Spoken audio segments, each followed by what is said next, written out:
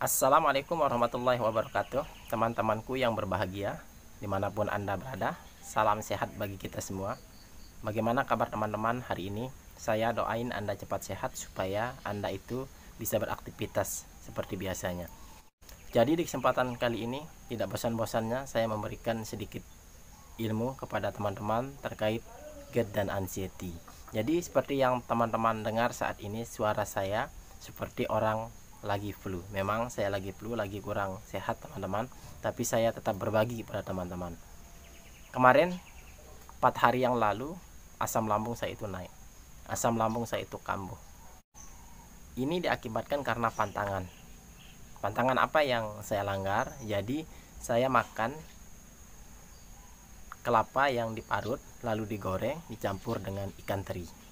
Nah, jadi ini bisa dikatakan adalah best. Nah, jadi ketika saya makan dari sarapan, makan siang, makan malam, keesokan harinya lagi saya makan dan sambal. Nah, jadi asam lambung saya itu naik.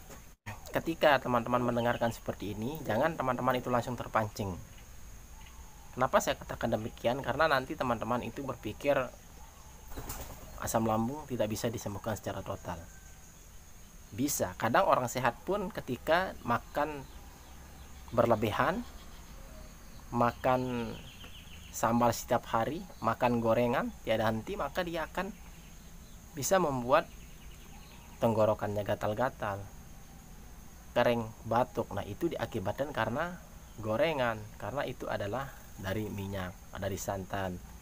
Nah, jadi orang sehat pun bisa terkena asam lambung itu naik. Apalagi kita orang yang pernah terkena GERD dan anxiety ini. Jadi apa yang saya lakukan ketika asam lambung aku kambuh? Nah, jadi ketika asam lambung saya kambuh teman-teman, yang harus saya tanamkan pada diri saya, karena saya adalah orang yang pernah terkena GERD dan anxiety, maka saya tidak boleh panik, saya tidak boleh cemas. Walaupun apapun yang saya rasakan, saya tidak boleh panik, saya tidak boleh cemas. Karena yang saya rasakan ketika asam lambung saya naik itu, tenggorokan saya ini rasanya gatal, mengganjal, kering, batuk.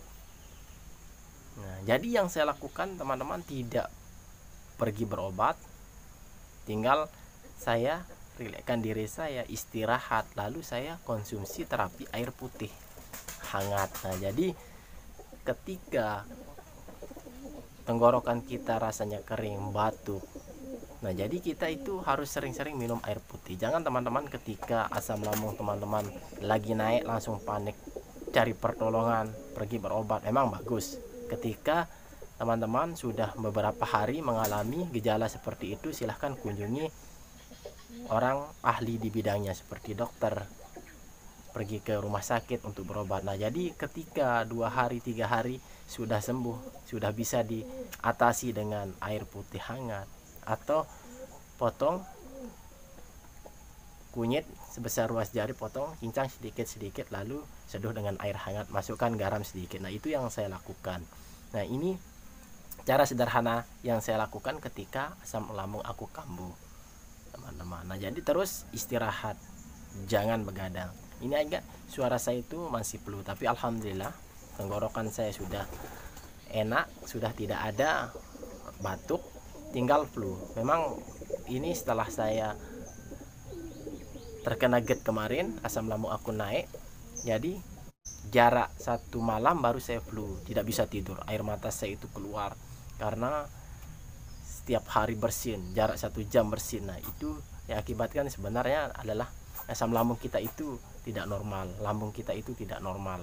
Jadi kita harus tenangkan diri kita, jangan sampai panik. Ketika asam lambung teman-teman naik, jangan panik, tetap kita konsisten minum air hangat yang putih supaya mampu menetralisir asam lambung yang kita miliki. Ya, jika teman-teman sudah melakukan itu tapi tak kunjung sembuh, silahkan kunjungi dokter atau bisa minum obat kimia seperti omeprazol dan golongannya antasida. Nah, jadi untuk meredakan asam lambung naik. Sebenarnya asam lambung ini penyakit kebanyakan orang, jadi rata-rata bisa dikatakan memiliki asam lambung.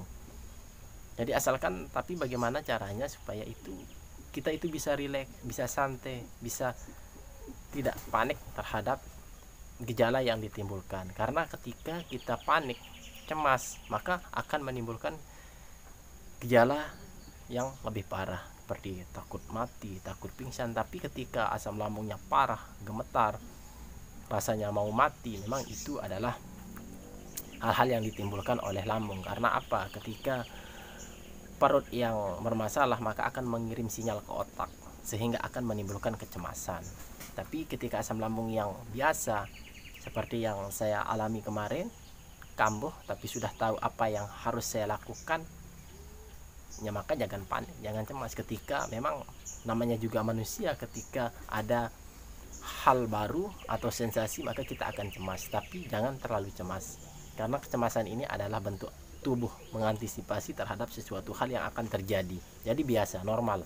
Tapi ketika setiap hari kita memikirkan penyakit, memikirkan kematian, maka itu adalah gangguan cemas. Intinya adalah jangan panik, jangan cemas ketika asam lambung itu naik.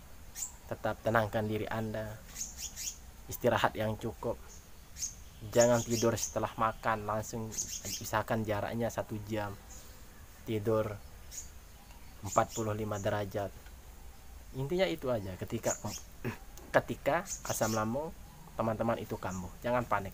Terima kasih, semoga video kali ini bermanfaat untuk teman-teman. Silahkan share ke sosial media Anda. Sampai jumpa di video selanjutnya. Terima kasih. Wassalamualaikum warahmatullahi wabarakatuh.